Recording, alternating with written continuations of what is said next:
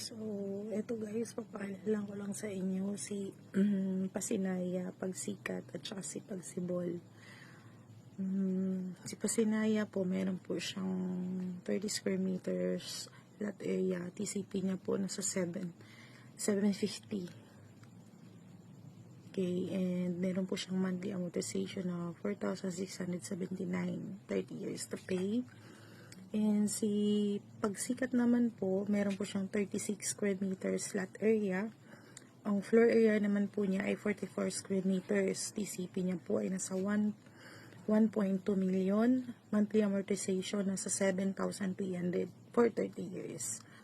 Ayan. And then lastly po, si Pagsibol, meron po tayong 54 square meters floor area and 45.5 square meters lot area. Square meters floor area. TCP naman ito nasa 1.5, monthly amortization 9.8 for 30 years po. Ayan. Yan po yung mga wala pong down payment, walang equity. Pagpasok po kayo sa required income and may kumpletong requirements po kayo, pasok po kayo dito sa mga tatlong wala po tayong equity.